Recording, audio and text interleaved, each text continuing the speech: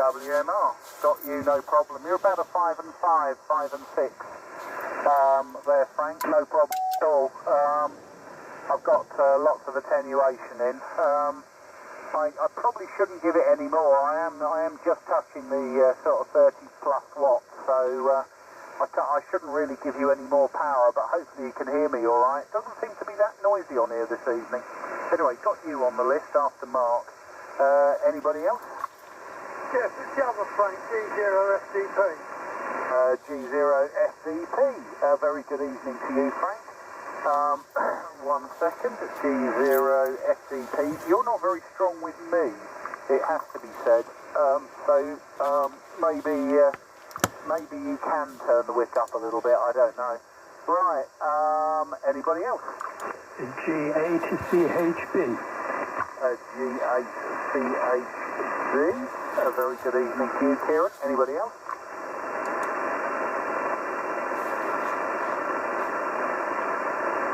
No, nothing heard. Okie dokie. Good evening, everybody. I am running the Fox Tango 101ZD that I bought from Dave KPZ, and it's just drifted up ever so slightly. It's just touched back on the 1907. Yeah, it's only just been switched on, and now it's actually sorted, and I've had the VFO apart. It's really a very, very nice rig, and I will be selling it on at some point, and it is immaculate. So keep your ears out if you want a really nice shiny 101ZD. Okay, I think the list is as follows at the moment. I'll give one more call out, but the list as it stands is me, then JCF, WMR, FDP, and CHB. Anybody else want to join the Monday night Top Band net? Okay, quiet one this evening. Okay, round to you, Mark. Yeah, G0 UK and M0 JCF in the Cray Valley Top Band net, first of the month, yakety yak.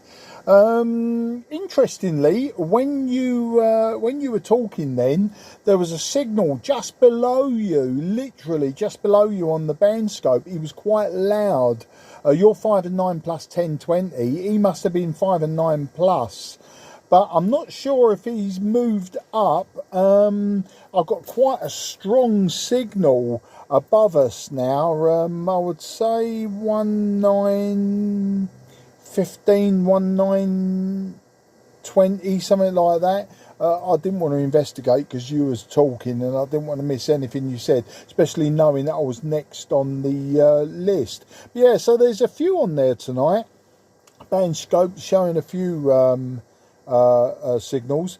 Now, for some reason, my radio, I don't know if it's SWR, I don't know if it's the antenna switch or whatever, but it just seems to be a bit low tonight. I don't know why.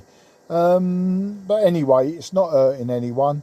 But it would probably account, because I'm only on about 15-20 watts, it would account for Frank not hearing me as loud as normal. But Frank and Kieran, all of you are 5 and 9, must be 5 and 9 plus, because I've got about an S8 noise floor on Top Band this evening. Yeah, it's interestingly, you know, like as we go into darkness early now, we should be heard for far and wide on various web SDRs, and I'll imagine that you know, if we was to make enough noise, strangers would have dropped by. I'm just about to post on my usual radio groups in social media, Facebook, etc., that we're here. I always do, and some people say they could hear us, some people say I tried to get in, that sort of thing, but of course we never really hear them. But yeah, all four of you, well, you guys especially stronger. Frank WMR's got probably the best audio, with Kieran a very close second. Frank G0FDP, as always, you've got a quiet audio, and we know you're not overly quiet in real life, so it's just the way your radio puts it across. Say the FT101 sounding tinnier than I think I've heard them before, or possibly tinnier than I've heard you on a radio before. Radio-wise, as I was telling Guy before we joined the net, not really done a lot the last week or so. I've been doing more home DIY. We've had a new damp course put in. Consequently, we had new rendering and bonding and plastering indoors. We've had to wait for it all to dry up, and now we're sort of plastering, or the final bits of touch-up plastering, new what they call skirting boards, that sort of thing. So, you know, I've been getting on doing that sort of thing. I'm putting in new Venetian blinds, all that old nonsense. So the radio's taken a back seat. And it's interesting that I was in the garage today looking at the piles, and I mean piles, of unrestored radios, and radios that I've restored that have since broken themselves again, that sort of thing. And yeah, I've got two 101E sitting there. One of them semi-working, which I bought the same time as Guy bought his 101ZD. And I got the other one I bought down at the Dover Rally, you know, both requiring attention. And likewise, my TS830S that went pop again, I still haven't got round to looking at it. The only other radio stuff I did do today, which was quite nice, the 10 metres seemed to be very, very lively today with shorter skip. So I was calling CQDX, and I had the usual Italians and that coming back to me, probably forgetting the, you know, what DX means. But what was nice was a station in North Macedonia came back to me, and we played the QRP game. I got down to 1 watt, and we swapped reports at 1 watt. Then I had a bloke in Bulgaria come back to me saying he could hear me at 1 watt, and he was calling back to me with 1 watt. So we played around with 1 watt. And then a very nice chap called Igor down in southern Ukraine, address withheld. He came back to me, and did he drop his power? I know I got my power down to 500 milliwatts, and I was still giving him a 5 and 3 with 500 milliwatts using my 5/8 wave vertical. So that's what I've been getting up to HF wise. I enjoyed the club meeting on Thursday. Normally, as it's known, I normally buy stuff at these club things, and I normally always end up coming away with a radio. But this time, because of the amount that I've got, I deliberately only bought 20 quid out of me so I couldn't go mad with cash. And then I sat on a few things where I would like to have bid, the one of them being the 101E. I didn't. I ummed and ahed in my head. I thought I'll give it a couple of days, I'll give Chris a call. But I couldn't find his number, and by the time I'd emailed him, he told me it had gone, and he's currently in New Zealand, so it was a moot point. I think I've had a long over there and enough to upset everyone. Round to you, Frank, G3 WMR from M0JCF in the Cray Valley net. Left a little gap there. I thought maybe Laurie should be around. I'm pretty sure I heard someone say test a little bit lower down a while ago, so I'm sure Laurie must be there. He was on earlier on. I can just hear myself coming through on Derby with SDR. The QSO below us is very noticeable on there. You know, it's giving a good strong waterfall, so they're probably nearer the Derby catchment area. I'm just going to mute myself for a second. Find the right button. That's it. Yeah. But on Derby, guys coming through slightly stronger than Mark. Orally, A-U-R-L-E. Neither of you are really showing us a distinguishable waterfall, and nor am I really. What was interesting, when I first was watching on there, very occasionally Mark was showing up little bursts of visible waterfall. but I assume it was Mark anyway, and not somebody else on there. But I don't think anyone else. I didn't hear Frank or Kieran coming through on Derby as of yet. But the conditions are always changing this time of night when it's getting dark anyway. I went out and did the aerial round about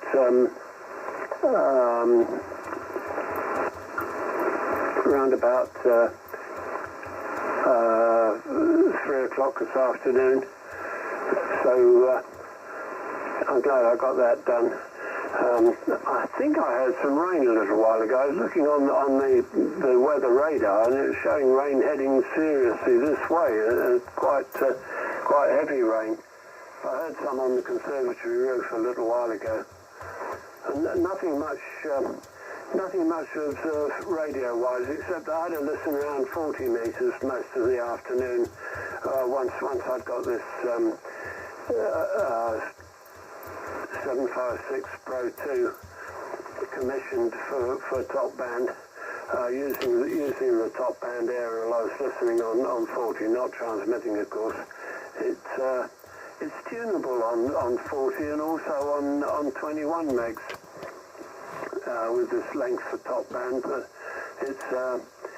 it gives a fairly low SWR without the auto ATU on top band, but the auto ATU is the finishing touch. You can tell it's doing its work tuning, because if you tune around on AM, you get a peak in the background noise, plus or minus about 20 kilohertz around this frequency, and then it fades down to next to nothing either side of that. So the aerial's doing its job. Round to Frank FTP, but I suspect Laurie is there. He should be there, but maybe he hadn't heard anyone other than me. I don't know. I would have thought he'd have heard Mark. Anyway, round to Frank FTP from Golf 3 Whiskey Mike Radio. Yeah, G3 WMR, Frank from G0FTP, Frank. Well, Guy, I've turned the wick up a little bit, and I'm peaking now about 18 watts, thereabouts, something like that. Just got my little light on it to see where the needle is going. It depends on how loud I speak. If I speak a bit louder, mine it goes up to actually 20 more or less. So I do speak a bit soft, I do know, but I try and keep my voice up now so that you can hear me a lot better than the first over. But at the moment I seem to be around about 15 with the voice that I've got at the moment. Everybody, yourself there, Guy, you're about 5 and I'm just 40. You never had any problem with me because you're only just down the road, aren't you? Really. And Mark, nice signal from you, Mark. 5 and 9 plus about 30. Not quite the 40 mark, but good enough to anybody, to me anyway. No problem at all to me. And WNR, it was a 5 and just a 5 and 9. Frank, WNR, you're about 5 and 9 to me, not that strong as you have been. And I haven't heard, well, I heard Kieran come up, but I didn't look at the meter, so I can't give you a reading actually yet, Kieran, to see how strong you're actually coming through over to me. But normally you sort of, I would say normally you're about 5 and 9 to me with no problem, but you have to wait and see. But that's what's going on here. I'm actually using my ICOM, not the 706. I'm using my ICOM IC718, which is only HF only, because I can run, well, it's not running that on the moment, not running 100 watts a month, only running about 20 watts a month. But if I put it on HF on one of the bands which I can use 100 watts, it doesn't get really warm at all, because it's quite a large, as you probably realise what 718 is. It's a fairly large box, and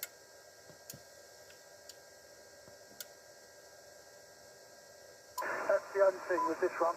But it does that, it doesn't get hot, that's the main thing.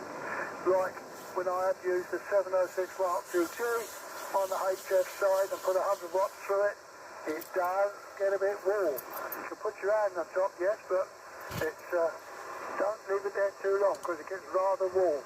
But at the moment, because I've been using it like only on 20 watts on the FM side, so it gets warm but not hot. Let's put it that way. It gets warm. That's the only thing about it. It doesn't get hot, and that's what's happening there. Right. What I'm going to do whilst you're go round to Kieran, I'll just check to see what signal strength he's giving me, and then I'm just going to pop outside the back, make sure my antenna is where it should be.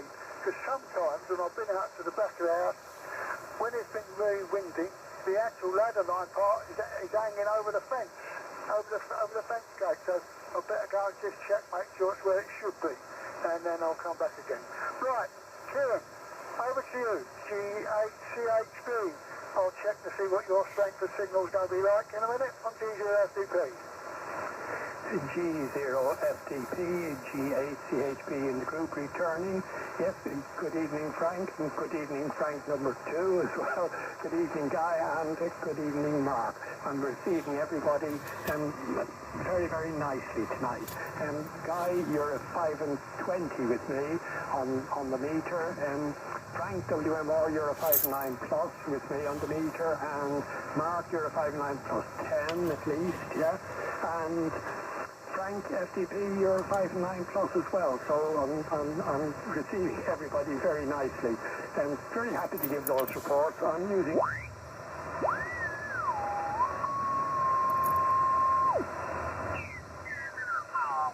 worried about how I was going to get out, how the signal was going to manage, because I'm using an end-fed half wave for 80 meters, and it seems to have tuned up quite well for for this band, which surprised me a little bit. So I'm very interested to hear that I'm getting some reports in. So that's rather nice. My floor here is about 5 and 7, I'd say, about 5 and 7, and I'm running about 15 watts at present.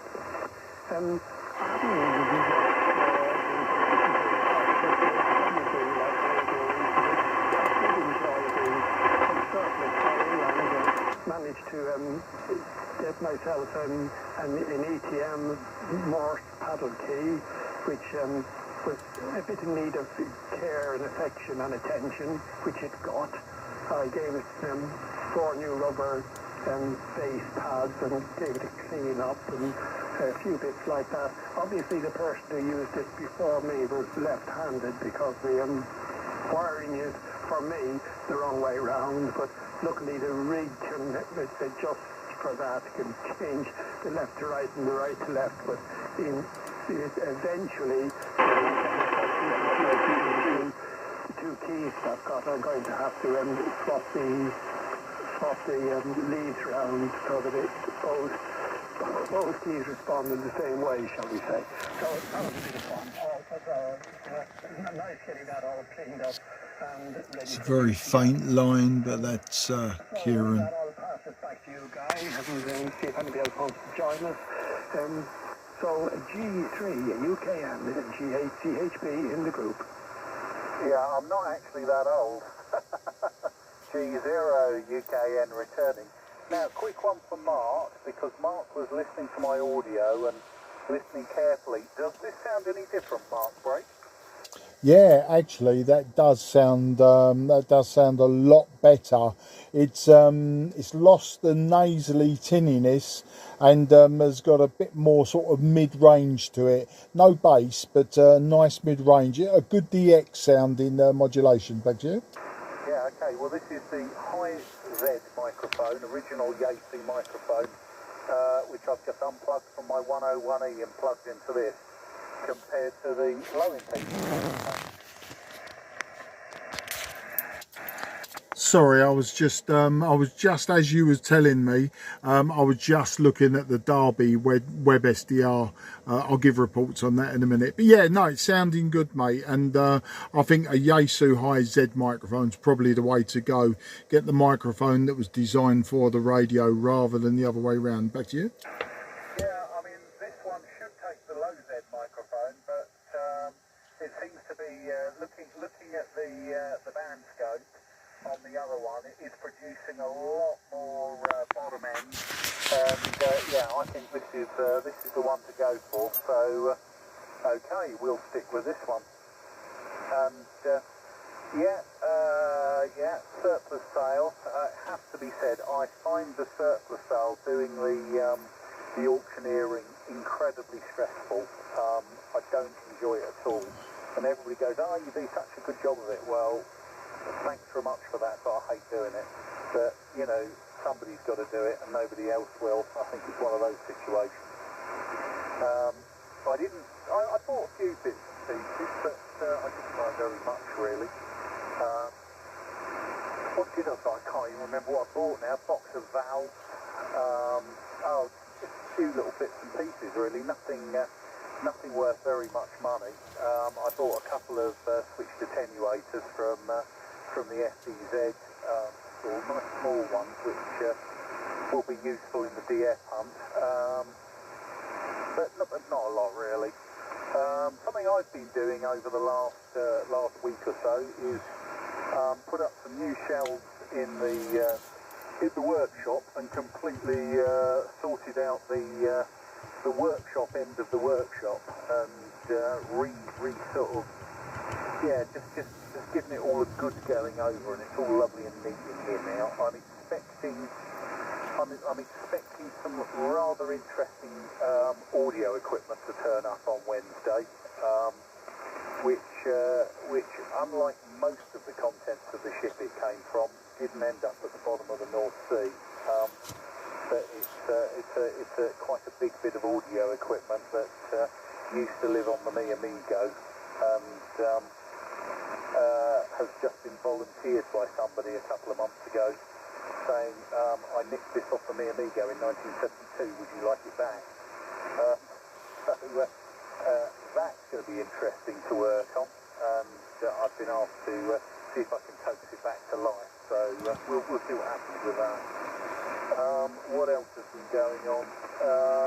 Not a lot, really. I've been doing car stuff rather than radio stuff.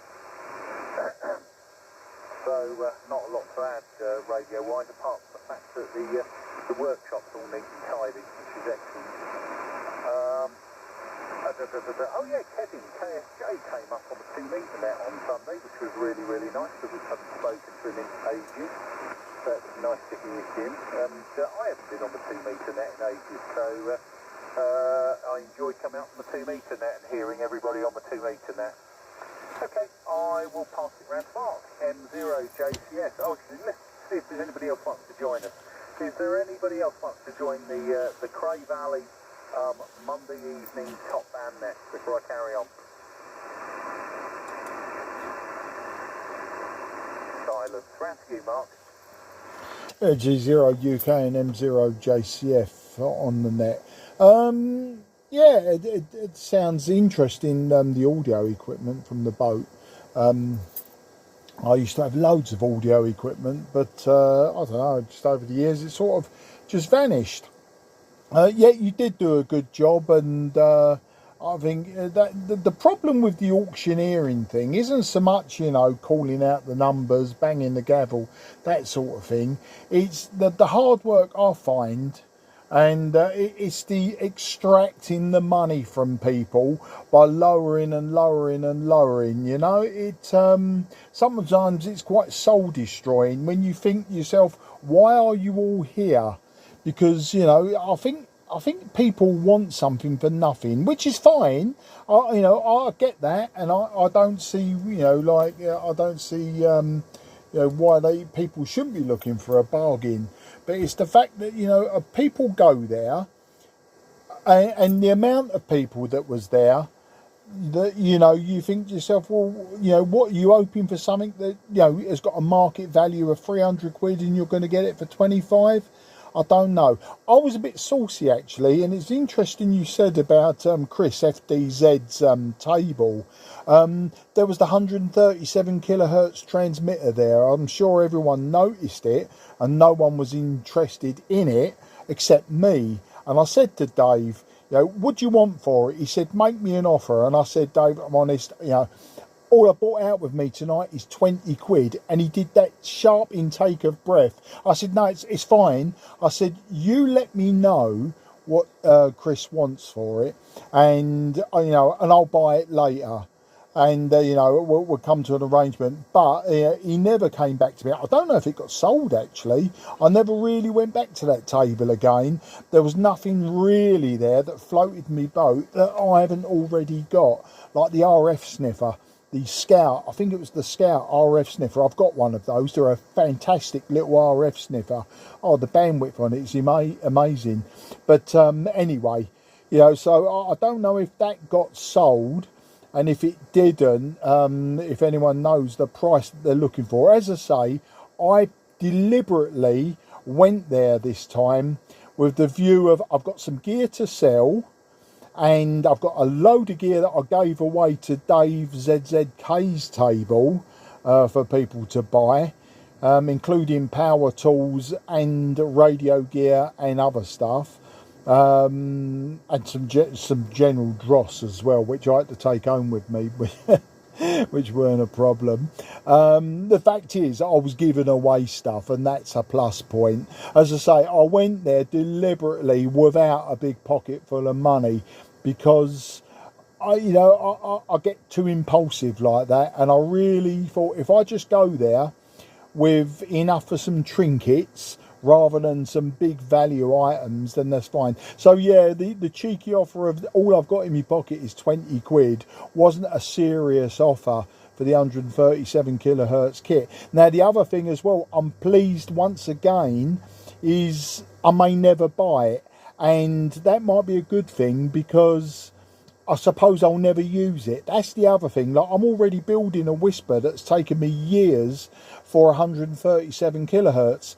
And I don't do CW, so I can't do very, very slow. I suppose I could actually. That should be easy enough, shouldn't it? About half a word a minute. Blimey. But anyway, so yeah, I see how you can get despondent with it, Guy. But, it is what it is. It's something that the club does. And I suppose, ultimately everyone benefits. It was just the amount of people that go there. I notice there's always a lot of BDARS blokes there, isn't there? All the usual rag bags, tow rags and duffers are there. And, a few of them I noticed did buy some stuff. In fact, I think the last sale that we did, there was some BDARS stuff there that I bought. One of them being the handheld, the Kenwood TH22 handheld, that's now sitting in the CVRS cupboard in the back, because it only transmits low power. I donated it to a newly qualified M7, but no one seemed to want to give it away to that newly qualified M7. Anyway, I suppose I'm having a semi-moan there myself. Right, back to the radio, back to the more interesting stuff, looking at the Derby top band waterfall. I can see everyone's signals on it. No one is particularly strong, just like Frank WMR said. I'm looking at the signal meter. I don't know, the signal meter seems to be peaking at around S7. Now, I don't know if that's peaking at S7. Every now and again it jumps to 9, but I don't know if it's peaking at S7 on our voices, or if it's general background noise that is peaking, and we're just inside that.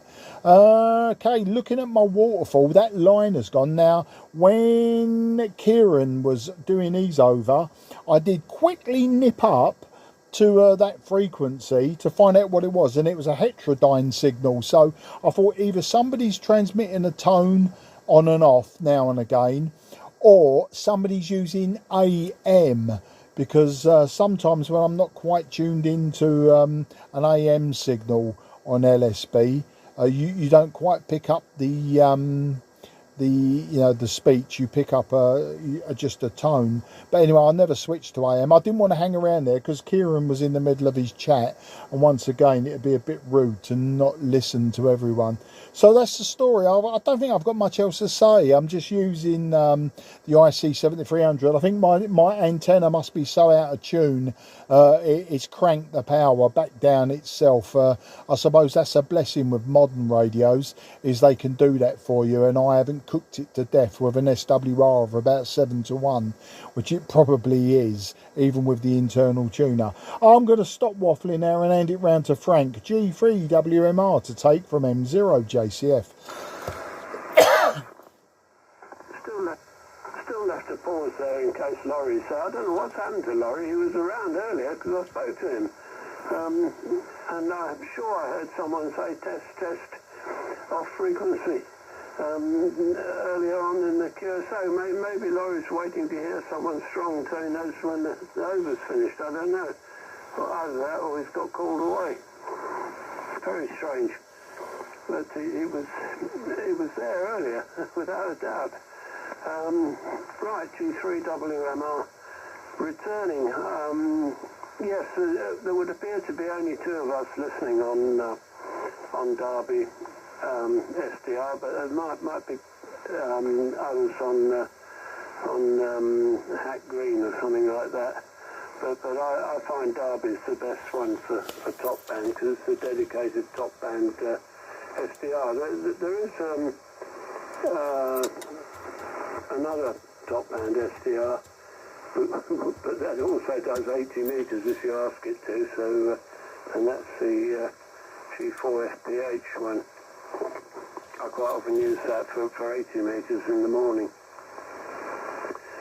Anyway, had a good play around with my 756 Pro 2 this afternoon. I'm forever losing the waterfall by pressing the wrong button and having to look in the handbook how to get it back again, but I think I now know which is the wrong button that I'm pressing that loses it, so I won't press that button again if I can help it. I do like the waterfall. It's quite handy. I've got 12 dB of attenuation in currently, and I found that helped me a lot with Frank and Kieran, who are a bit lower down in signal. And that actually has brought them out of the noise, signal to noise wise. It actually improves having attenuation. It goes against how my brain works, thinking that if you put attenuation in, people will get stronger. But relative to the noise, it does work. It's something that I can see why they have attenuators on these rigs and intercept point and all these things that they have, whatever they call it, on some brands. Anyway, they're getting everyone pretty well so far. I didn't get to the junk sale. Unfortunately, but probably just as well for me because I would only have bought something. So I didn't get to the junk sale. Usually a good place to catch up with people I only ever see at junk sales. And then no doubt the people concerned were there. But had a domestic motoring crisis. Mina M1 AXI had a contretemps in a roundabout. She has now learned forever not to believe people when they indicate in roundabouts that someone was going round and not taking an earlier exit. I tried to explain to her that nearly all cars nowadays, I doubt if it's the case with some of Guy's cars, and certainly not with either of mine, but nearly all virtually every car nowadays has the indicators on the wrong side of the steering wheel for right-hand drive. So it's hardly surprising that a lot of people don't cancel their indicators while they're busy playing around with the gear lever or something else in a roundabout. I don't know. But a lot of indications don't get cancelled, and a right-hand indication should be treated with extreme suspicion. Anyway, cutting a long story short, as of today, when I went over to sort something out with Mina, she's been offered the write-off value by the insurance company, which is a fairly generous one, I might add, particularly bearing in mind that the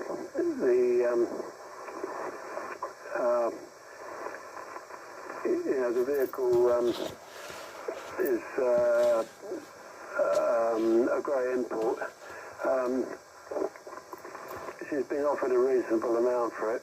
She's already sourced a replacement on Saturday, or well, we actually found it earlier during the week, but we found a replacement and put a deposit on that. So just waiting for her to push her luck a little bit more on their offer, and then have it taken away and start all over afresh. But extremely expensive lesson to learn. Don't believe people's signals, particularly in roundabouts or at most junctions. Quite honestly, it's I rely on a bit of vehicle body language as well as indications. So round to Frank, he's heard this already on 4 meters on Friday night up at the saga of the car crash, which has come my way to resolve. G0FTP and the Cray Valley Net G3WMR. Brake. There's a brake there, guy. Yeah, I'll bring the brakes in after Kieran's over. Okay, guy. Right, Frank, G3WMR and G0FTP.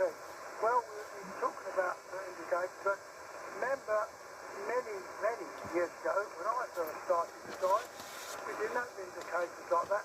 It was a semaphore arm, which went out and out, or if you didn't have those, you had to put your arm out the window. Turn right, one arm straight out, wind it round, round in a anti-clockwise direction, and you'll be going left, or up and down, and you're slowing down. That was before they had all these stop lights, indicator lights, and everything like that.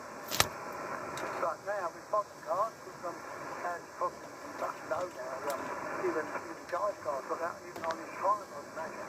The indicators are on the right, yeah, they're on the right, but on your dashboard you don't see the indicator light saying light to the right side which is flashing on and off, so you the light, the indicator still works.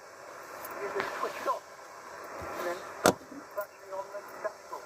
So no problem there when you're going around a roundabout, that you do know that when you're at the indicator turn right, if you come up to the roundabout on the middle lane, go right up into the centre of the roundabout and then turn right.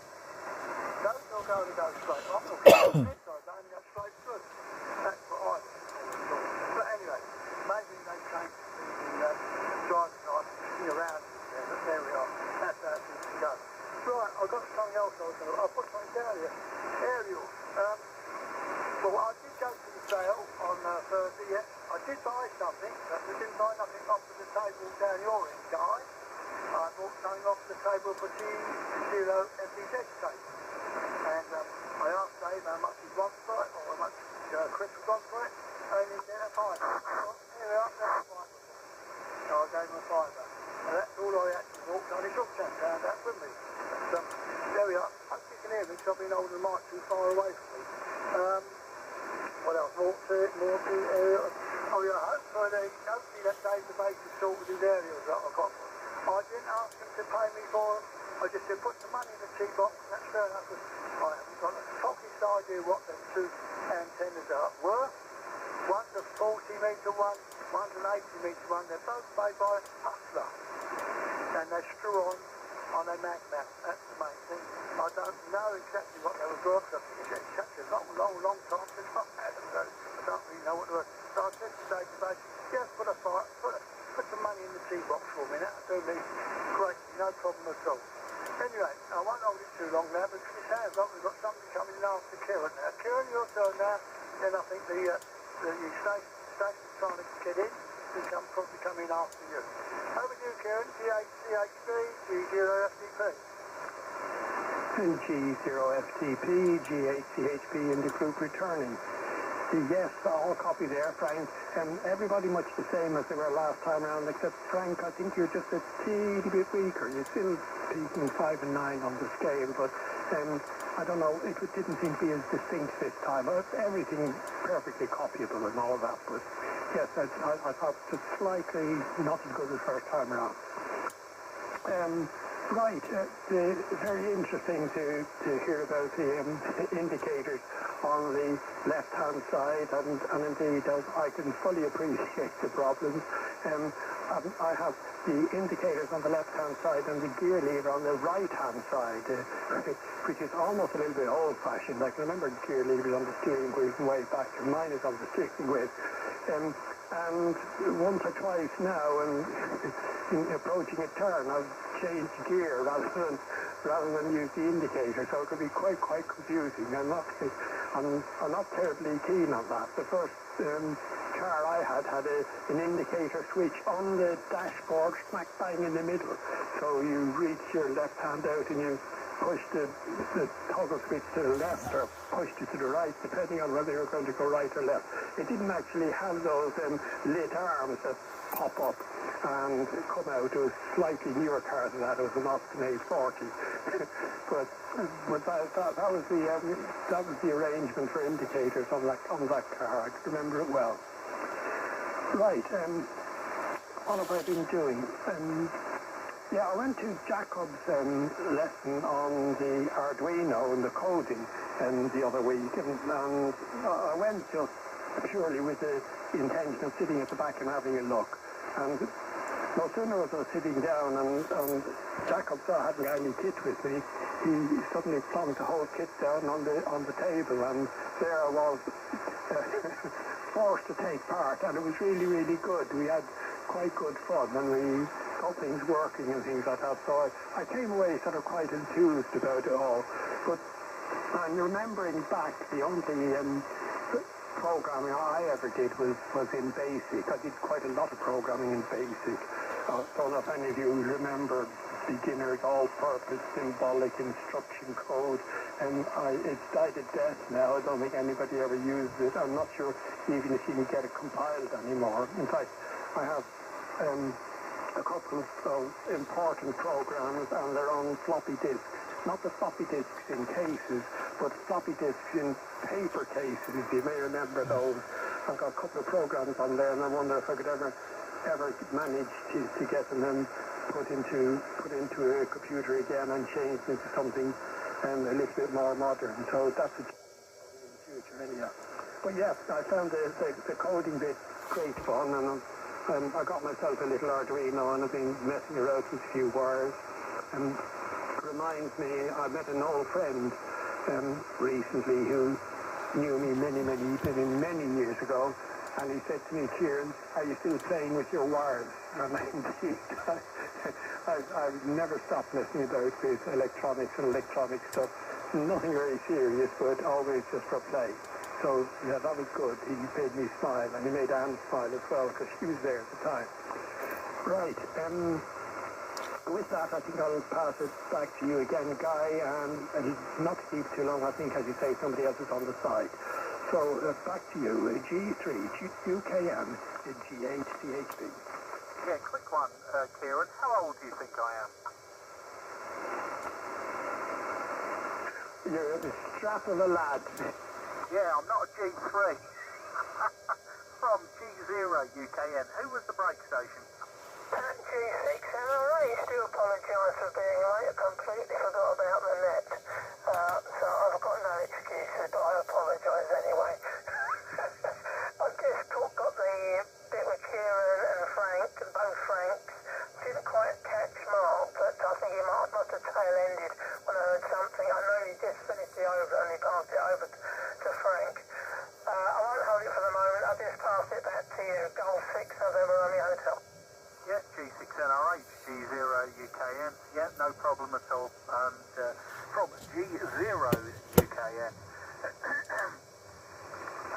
What was I going to say?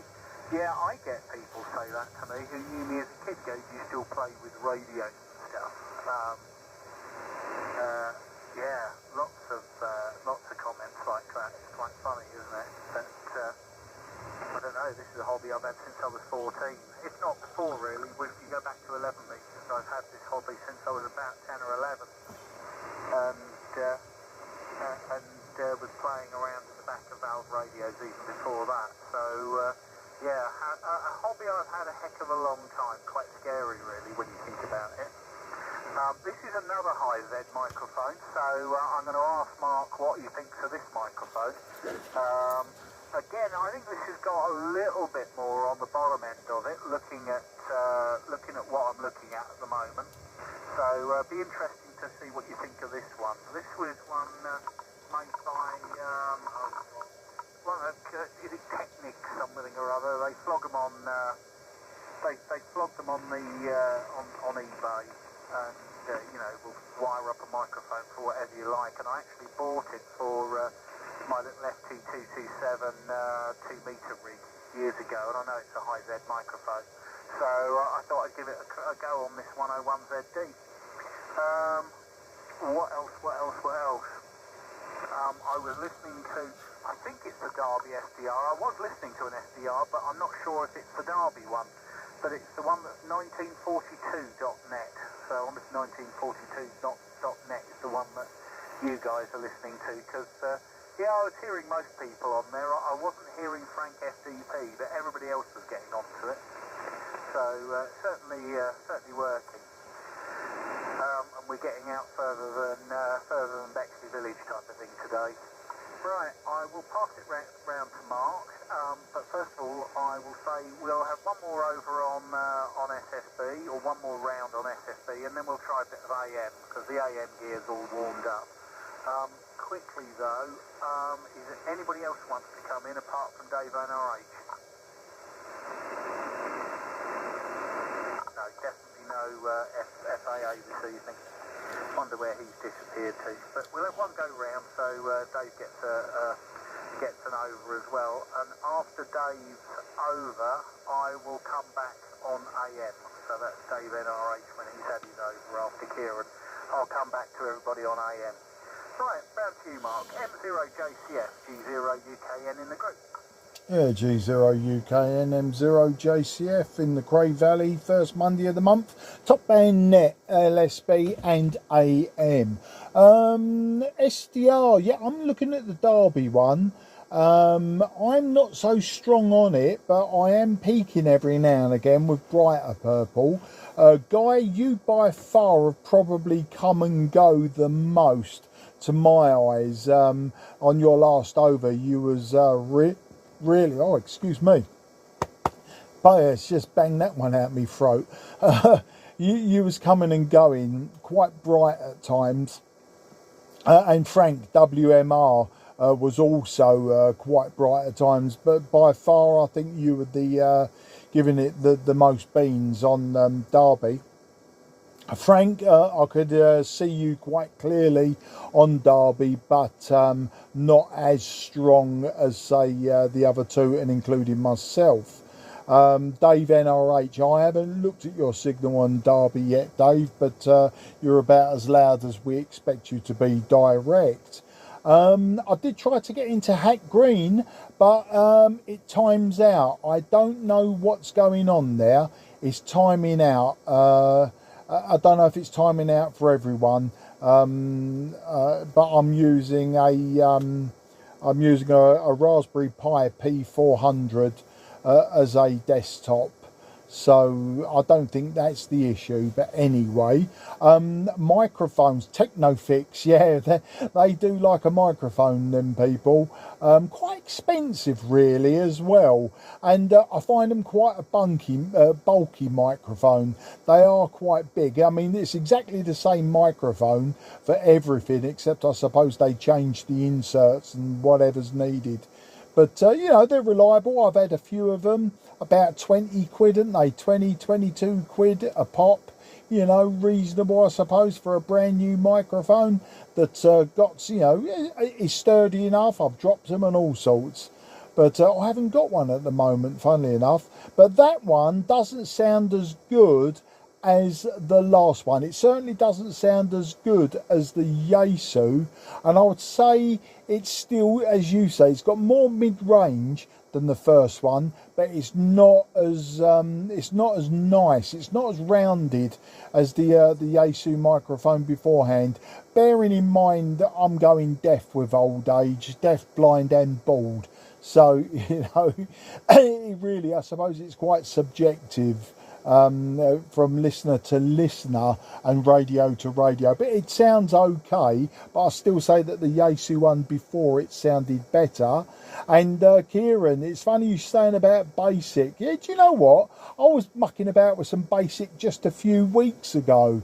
A few years ago I actually built an interface so that a 3.5 inch, what's the, no, 1.44 megs, what size are those discs? Are they no, they're not 3.5 inches, are they? Anyway, whatever, you know the floppy discs I mean, the small 1.44 megabyte floppy disks. I built an interface so that a floppy drive would interface with a Spectrum, 48k Spectrum, and all of the ROMs I converted loads of tapes to this format, so that instead of using tape loading, you could use floppy disk loading. So instead of your programs from taking 3 or 4 minutes to load from a cassette tape, you could load them in literally seconds from a floppy disk, and a lot more reliable. But yeah, I was just mucking about with that, but I was mucking about with basic then. That was the last time I mucked about with it a lot. And as I say, just recently I played a little bit of QBasic, you know, Quick Basic, whatever you want to call it, but it's Microsoft's QBasic, and I was just mucking about with it. I was looking at MS-DOS, and it got me thinking. I think it was MS-DOS 4 or 5 I was playing about with, and I thought, so let's have a look at it. I hadn't touched BASIC for years, so it was only a little while ago, and it was a brief flirtation with it. I really wasn't getting stuck in or anything, but you know, there's plenty of groups out there that are keeping it alive, so it's not dead by far. And I used to have a few programs that run, you know, on PC that was still BASIC based. So yeah, but that was QBasic is what I was specifically using. But to say before that, it was Spectrum Basic. And I've used other basics. Of course, I can go right back to using machine code and assembler, because when I worked for British Telecom International, which became BTI, and before that it was International Telephones branch of the GPO, we were learning, as we was going into digital communications, digital switching and digital transmission, we had to learn, you know, computer techniques, for the want of a better explanation. And yeah, we had to learn all of that, assembler and machine code and all of that, and you know, registers and flags and all the rest of it, and of course then converting all of that into basic programs. But we're talking the very early 80s there, 82, 83, thereabouts. That was my first real foray into it. So on that note, I'll hand it round to you, Frank, and you can tell us whether you've been into basic or not, but I suspect we'll all be asleep at that point, because I've just bored everyone crapless. G3 WMR M0JCF. Right, M0JCF and the group G3 WMR. A very good evening to Dave NRH. Very good, strong signal. I think I heard you coming through on Derby. I do mute it sometimes because it does my brain in hearing the delay from the direct signals. No, I've never learnt BASIC. I hated computers from the word go. I only got into computers on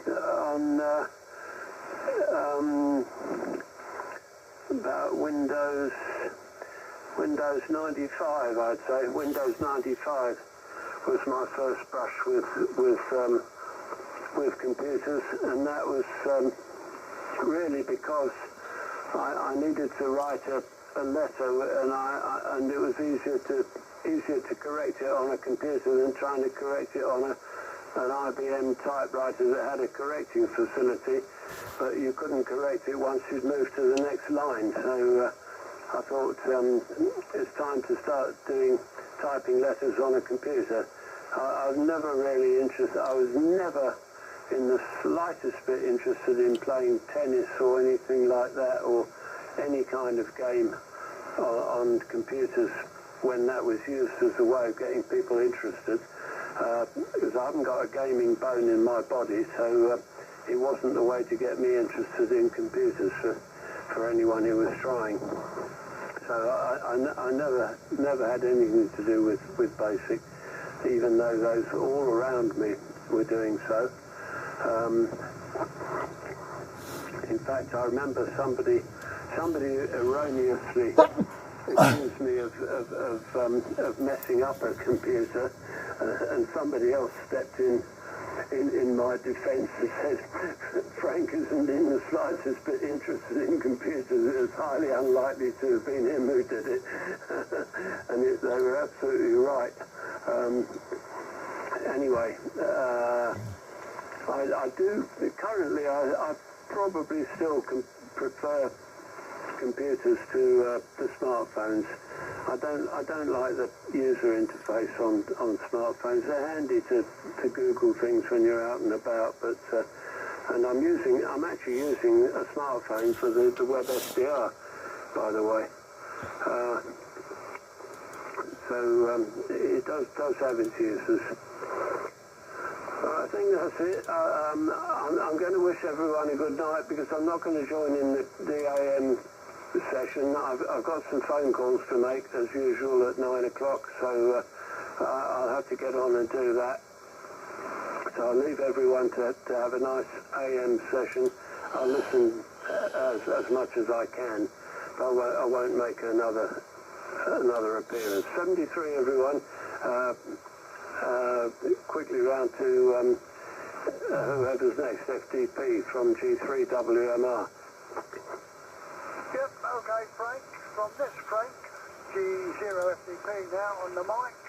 I'm speaking a bit closer to the microphone now, because before I was holding it a bit too far away. That's probably why you found I was a bit quieter last time, but this time I've got it right up close to me mouth, so that you get a better, louder audio. Right, now you're talking about computers. When was your first one? 1995? My first computer was a desktop computer, 2000. That was the first one I had, and I used to use that because, not that often, I think my grandchildren used to use it more than I did, because I used to play games on it. That's the problem, games on these computers, and they seem to want to always keep playing games and that sort of thing, so I was not that interested in it to that extent. But now I've got a computer which is a Windows 7, which has been converted up now to Windows 10, which is alright. They changed a few things round on the laptop to what it used to be on 7, but I'm beginning to get used to it now. I've been trying to do a bit of printing on my printer today. I haven't quite fathomed out how to print little tiny postcard size pictures. I can print a full size A4, no problem at all. But actually to print a small size one, it's a bit of a problem, so I've got to go and look through the book and have a look, see what I have to do. And because the new printer I've got now, it don't tell me exactly how much the ink levels are, because on the old one I used to have, he used to say, I just click on the buttons to see how much ink I've got left, and it'd show you on it whether it's high, low, or it needed refilling. But on this new one, I have to look on the computer to find out how much ink levels I've got on it. Anyway, but that's by the way. Right, we won't hold it too long, because the guy wants to come on to AM shortly, and it's now 1 minute to 9, as you might realise, Guy. I'll hand it over to Kieran. GHB, over to you, Kieran, from G0FDP. G0FDP, GHB returning. Thank you very much, Frank. And it's certainly much easier to copy that time. Thank you very much. That was great. Mark, that was very interesting. When you said the word spectrum, that brought back memories. I must have a look at this Microsoft Q Basic sometime or other. And as you say, way back in those days, we can remember the instruction registers and the switch bootstraps and all of that stuff. I think computing was very much more hands-on than it is at present, I suspect. The smartphones, the smartphones are fine, provided you have the fingers of a child. With me, all thumbs, I find it very hard to type anything on a smartphone, but you've got to get on with it. And as you were saying, Frank, about printing, every time I go to print something from the computer, I nearly have to say a little prayer that it's actually going to come out, because I've got them. I've got a printer which is attached to a network, and it doesn't always behave itself. You know, sometimes I think I've printed something from the computer, and I go along and nothing has actually come out of the printer, and I go back and swear. But yeah, that's enough of that. Dave, I haven't got a signal report to give to you, but I heard you call in. I'll pass it over to you now so you have a chance to have an over. Over to you, Dave. Oh, sorry, just a minute before I go. Guy, my apologies. I'd written down on top of the page G3UKM and refer to that every time I wanted to call you. Of course I'm wrong, and I abjectly apologise to you. I realise it's G0UKM, and now I understand why you're accusing me of ageism. Okay, over to you, Dave. G6, NRH from GHCHB. G6NRH returning in the Cray top band net. Yeah, all copies, yeah. Talking about computers, I make it quick because I know that Guy wants to get onto AM. Yeah, I had a Commodore PET, which was my governor's computer, and at the time it was just under £1,000, and then I bought a Commodore, it was all singing, all dancing. It had 2 floppy drives, not just one, and I did a bit of DOS and also did a bit of BASIC. With a lot of these machines, you had to do that anyway to get the bloody things to work. But I used to use the tape method, and it seemed to be that the more crappier the tape machine was, the better it actually loaded. If you had a really good tape machine, they didn't seem to load properly. It's weird. Yeah, and I did play with a bit of programming. I used to play games on the Commodore. I used to go to a shop in Sidcup called Silica, which is long gone. I think it all died a death. When I think how much money I most probably spent, I could have most probably got myself a Hillbillinger 800A, I think, because I must have spent a small fortune. Anyway, with that, I'm going to waffle on. I don't really want to keep waffling on. I'll pass it over back to you, Guy, so we can start doing the old AM. And I do apologise again for being late. I don't know what's happened with me. Stuck downstairs watching bloody Below Decks. God, dear, oh dear. Oh. Anyway, over to you, mate. G0UKN, Golf 6 November Romeo Hotel. Yeah, Golf 0 November Romeo Hotel. Golf 0 Uniform Kilo November returning. Okay, and here we are on AM. Whereabouts are we? Oh, blimey, we're spot on frequency. How good is that? Let's turn that to AM as well, because I was listening to you on the Geloso. So running the KW Vanguard and a different microphone this evening. I'm running a Shure 444D microphone, just instead of normally the little ACOS microphones I use. I've been playing around this afternoon when I had a bit of time, just to see which microphone, when I was just listening in my ears, monitoring myself, what sounded best, and to my ears this sounded better. So what we will do is obviously Mark's our favoured person for giving audio reports, so I'm just watching myself on here, and looks like I've got audio up to about 4 kilohertz, so I'm nice and wide, maybe a little bit little bit missing in the middle maybe, so I don't know. I'm going to have to. I've got a graphic equalizer and I've got some decent microphones and a compressor limiter, so I might actually have a go at putting some audio gear together for this. Might be good fun, mightn't it? Okay, right. I'm not going to hold it too long because we'll have a couple of rounds on AM. Frank, if you're still listening, many thanks for coming up, and hear you next month. Nice to hear you, and no worries on being late on the parade, Dave. Nice of you to come up and talk to us. It's always good to hear everybody who comes up. Right then, it goes around to M0 JCF, G0 UKN in the group. G0 UKN M0 JCF, and I'm running about, I suppose, about 5 watts of carrier. Hang on. Yeah, keeping quiet. About 5 watts of carrier. Looking at Derby, Guy, you had a nice strong carrier line on Derby. My one's probably 50% of that. So we're both being heard on Derby SDR. As I say, no one said whether they'd looked at Hat Green, so I'm assuming Hat Green doesn't work. But not a problem. Not a problem. No one in Derby's going to be giving me a QSL anytime soon, I'm sure, so it don't really matter. Audio-wise, well, the first audio report, if you wanted an audio report now, it sounded okay. Not on par with a good medium wave radio station on shortwave. It lacked any bass whatsoever. Fair mid-range, lots of treble. That's how it sounded to me anyway.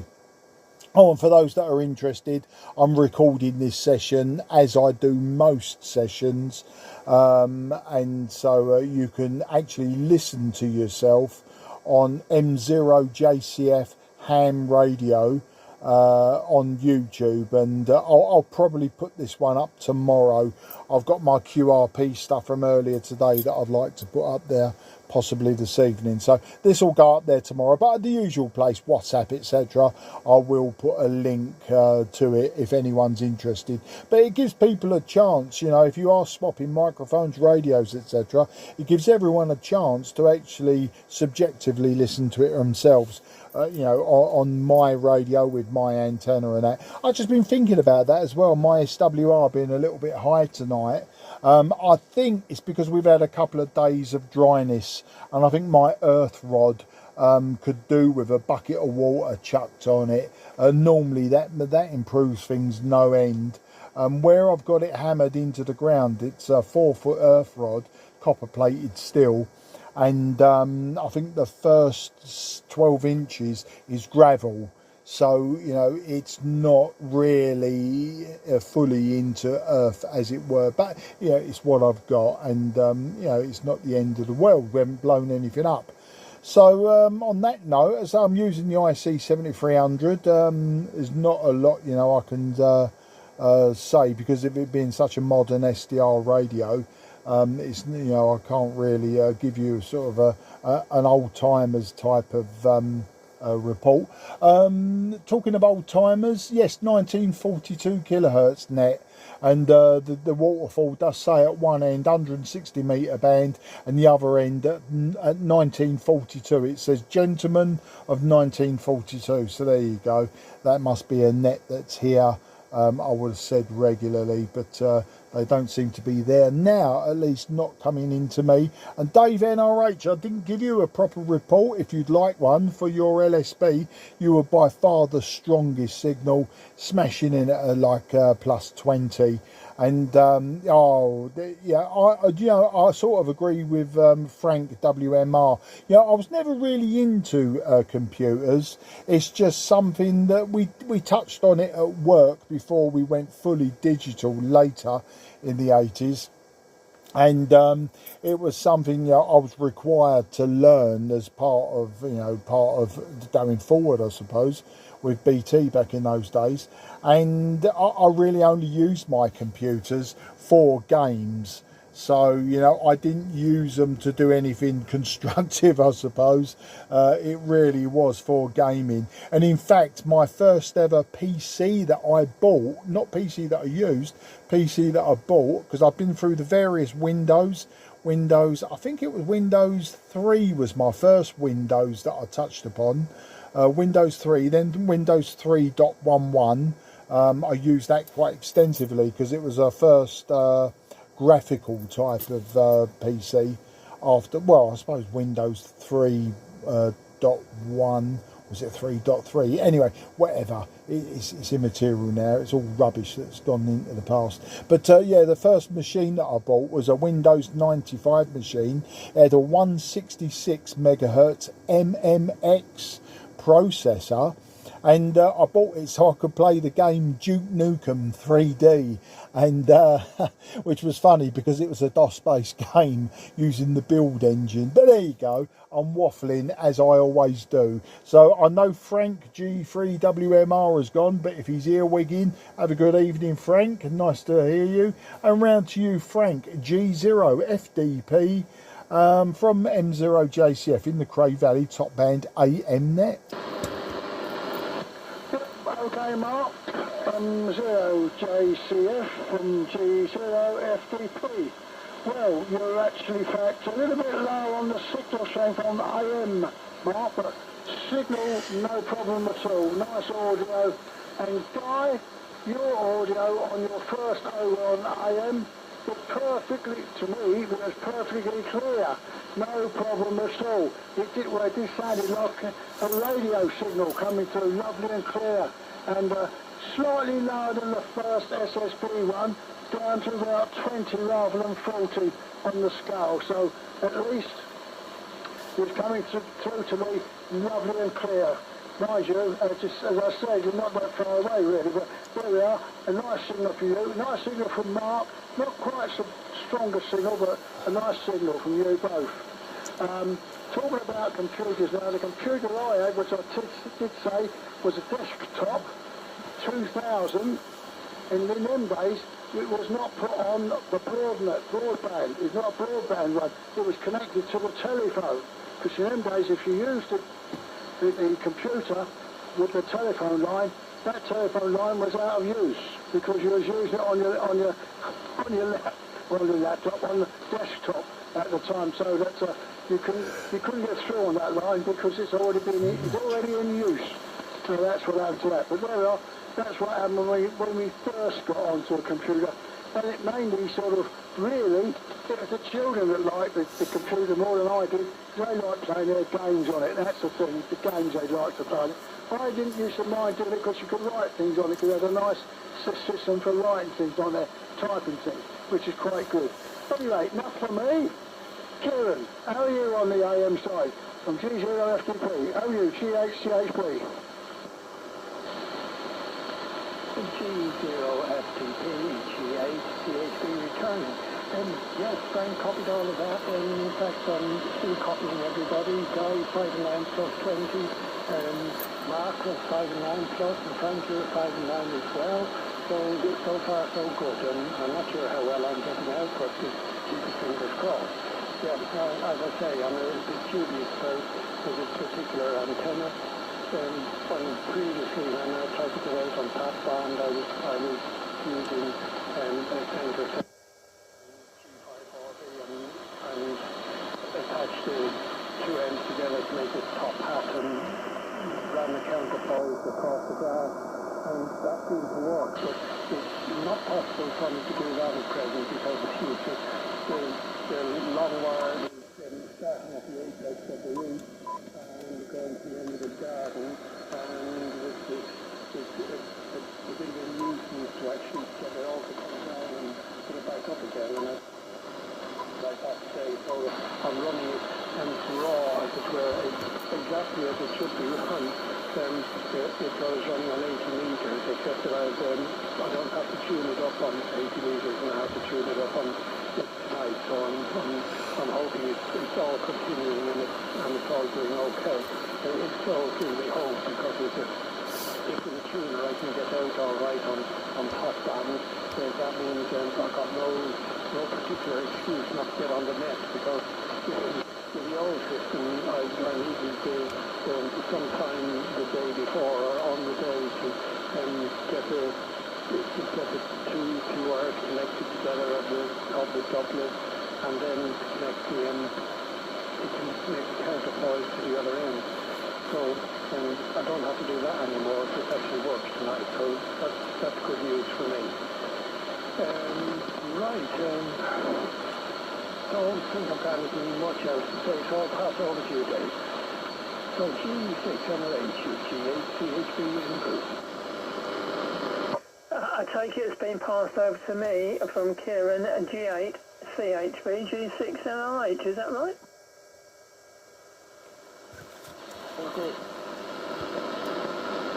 Correct. Right, G8 CHB G6LH. I'm sorry, Kieran, you were about 3 and 3. I could just about, I got so much noise suddenly came up, I could hardly make you out. I suppose really I should give a quick report to everybody. I do apologise for giving reports for the single sideband at Lonely AM. Mark, you were 5 and 9 on the lower sideband. Frank, you were 5 and 9. Oh, that was G3WMR.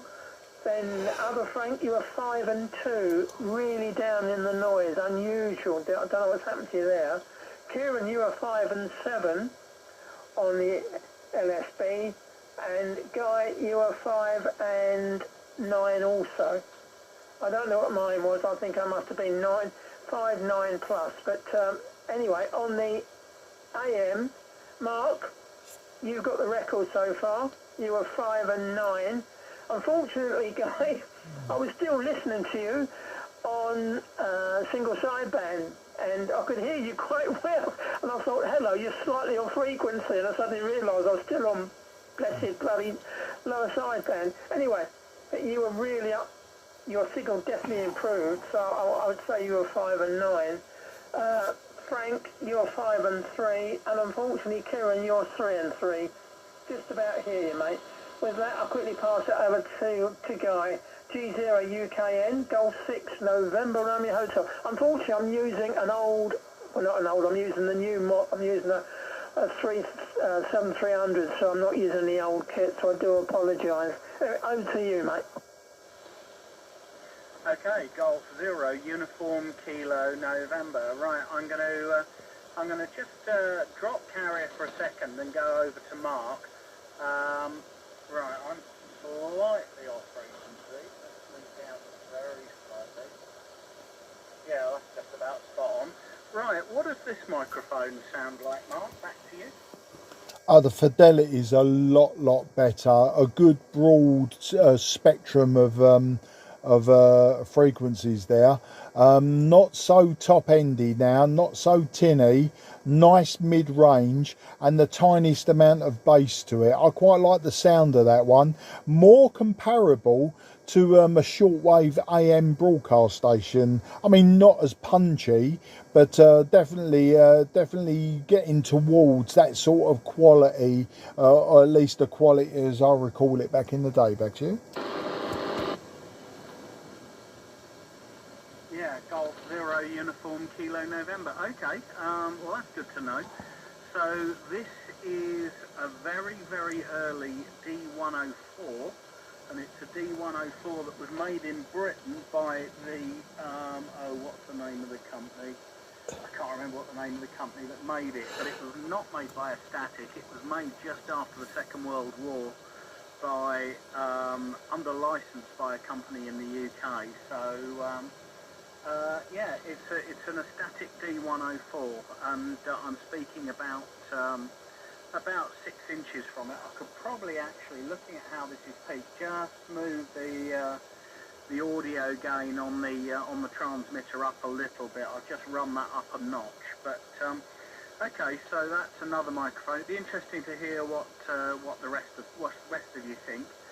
But it's a D104, which is on a wooden sort of Art Deco-y looking plinth that I made myself, and I've had the thing years, but I don't use it very often. But I can see that I can see that it's modulating well enough because I'm watching myself.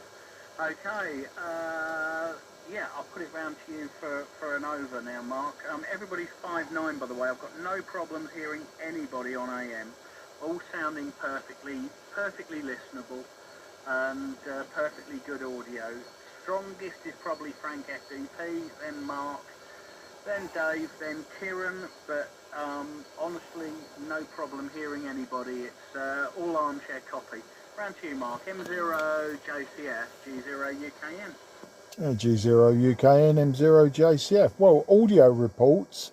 Yeah, you're sounding as good as it gets. Dave, G6NRH, well, because he's like plus 15 to me. You're about plus 10 there, Guy, on AM, maybe plus 15. But plus 15 from Dave NRH with a very, very good audio, a lot of modern quality audio. I wouldn't say that it was good as in better than, but it's definitely, you know, what you would expect from a more modern radio. Probably my audio is very similar. Frank's audio is better than LSB, but you'd expect that because obviously he's got a bit more bandwidth there, but he's definitely sounding better. Kieran's a little bit quieter, actually. He swapped places with Frank. He's quieter. The signals are all there. You're all 9+. With Dave, interestingly, on the Icon 7300, I backed the RF gain so far backwards that the signal meter was just nudging the first bar into the 1. And the band scope was completely black except for Dave's yellow signal. So that's how strong your signal is, Dave. I could wind you right back to the floor and absolutely switch off the rest of 160 metres and you were still coming in. I haven't tried that with anyone else. I've been mucking about with the RF gain. Once again, if you see the video, you'll know. Looking at Derby, by far... on AM, Guy, you've got the brightest signal. You've got a very tight, very tight, narrow carrier. You can see the modulation all over it. But the carrier's very bright. Mine's fairly weedy and thin, and I can see it fluctuating with the voice pattern.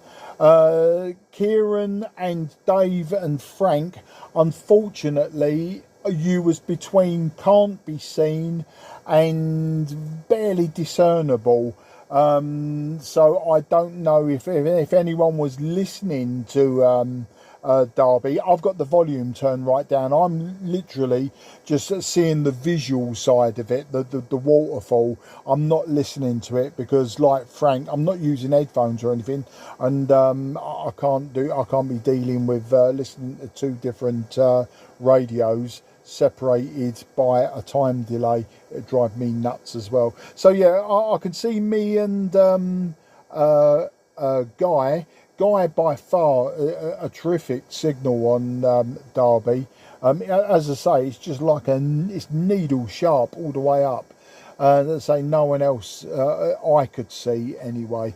So really, not a lot else to say. So I'm using such a modern SDR radio that you know, it's sort of it's almost bordering on pointless, isn't it? When you think about it, I know it isn't literally pointless, but I really need to get my fingers out and get some of this old AM gear that I've got going. Interestingly, we're talking of old AM gear, and it was this net last month that, Guy, you said about the old Eddistones, and maybe you was going to get rid of some Eddistones. I think one of them was the 888 that I showed an interest in.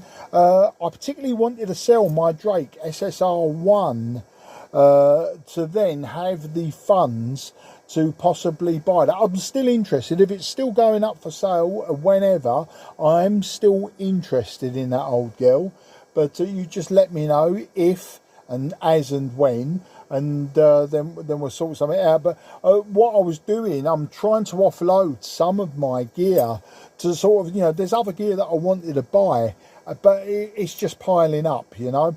So that's why you saw on Thursday the SSR1 Drake up for sale. Now I paid 75 quid for that. I bought it off Richard ITB, and I was only selling it for 50, and a few people afterwards were like showing an interest, and I was saying, just, you know, I only want 50, this is what I paid, I think it's worth more than that. You know, the thing is, and this is another thing to for people to take note of now, that eBay has just dropped all of their fees. So unless you're a business seller, or unless you're selling a car, motorcycle, whatever, there's no more fees. I think they were forced to do that by the amount of business they were losing anyway, because people are using like Facebook Marketplace, Vinted, whatever. So I do sell stuff on eBay, but I used to wait for the every two weeks they give you 80% off on sellers fees, and so I was only selling my gear on eBay every 2 weeks because, you know, I'm saving money, making money. But now they've dropped all the fees. I can basically list whatever I want whenever I want. So I think my radio gear is going to go on there. So really Thursday was a last ditch effort to say to people, here's a couple of bargains. I mean, that TS700, I was asking 75, and I really would have taken a little bit less than that as well if somebody had offered it.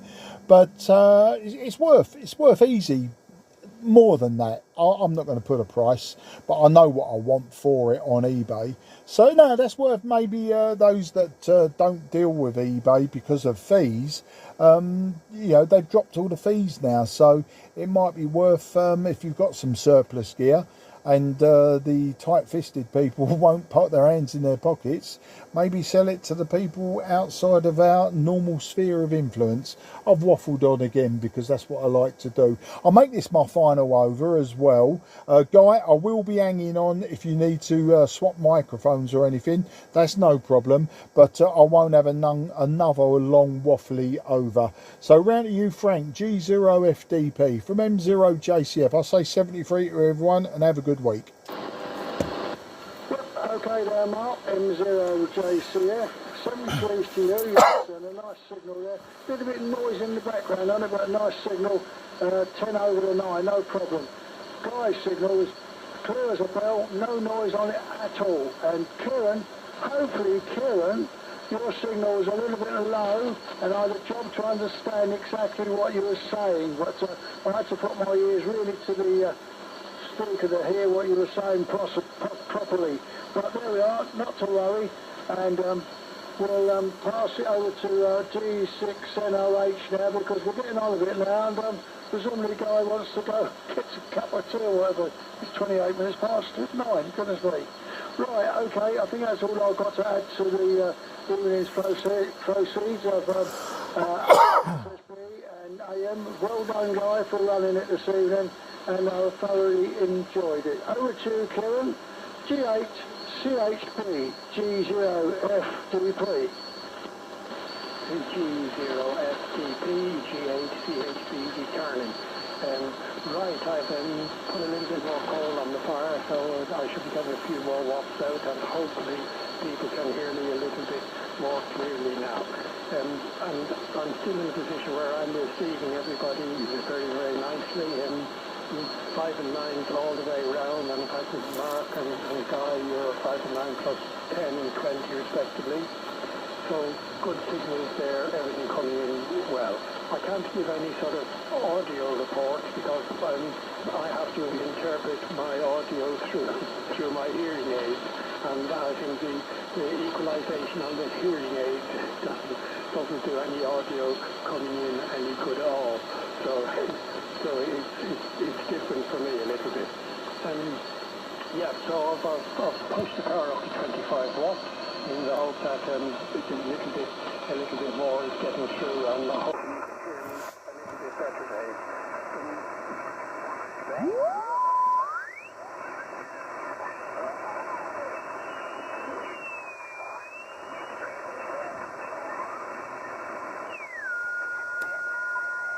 A logic board for a MacBook, or an oldish MacBook Air that I could never have got anywhere else. and indeed for a very, very reasonable price to cover it second hand. So things like that, I think eBay is fantastic for. I've never actually sold anything on eBay, but my kids do. They seem to have fun sort of buying and selling. Clothes mostly, I think, is their thing. That's what they're interested in. Anyhow, enough of that waffle for me. Before I pass on to Dave, I want to say thanks to you guys for running the net this evening. Hopefully, Dave, you can give me a little bit of a better report this time. I hope you're able to copy me a little bit more easily. And at the end of this over, I'll just call it a night as well. I'll listen through to the end of the over, and then I wish everybody all the best for the week ahead, and hope to see you all soon. So, with that, Dave, G6NRH from G8 CHB in the group. G8 CHB, G6NRH returning. Yeah, all copied there, Kieran. It was a little bit better, but I still had that noise in the background. It seemed that like something impressing on your carrier. It was really loud. So I can't give you anything better than 3 and 3. Just about hear you. With that, I won't hold it, and I'll quickly pass it back to Guy so he can tie the ribbons, because I don't think we'll be going round again. And again, apologies for being late, and hopefully I'll make it up for next time. But thanks a lot, Guy, for running the net, doing a fantastic job, and really appreciate what you do. Not just for here, but for the club as well. With that, I shall quickly pass it back over to you. I say 7-3 to everybody. It's been a pleasure, and it's been a fantastic net. G0 UKN, Golf 6 November Romeo Hotel. Yeah, Golf 6 November Romeo Hotel, Golf 0 Uniform Kilo November returning. Well, thanks everybody for coming up and joining in on the net and all the interesting stuff we've talked about. And likewise, Dave and Frank, you do the same thing on the 2 metre net and do a fine job of that as well. And it's good we seem to have now well and truly revived the Cray Valley tradition of a top band net, which is really, really pleasing. Excuse me. Yeah, the make of this D104 microphone is a Rothermel microphone, and if you look it up, Mark, on Google or whatever, it's say the Rothermel D104, and it was made under license from the Ecstatic company in America, and it looks just like the top of a Silver Eagle. And this one's quite interesting. I bought it on eBay a while ago for not very much money, and oh look, I've drifted a bit up. There we go. There we are at the bottom.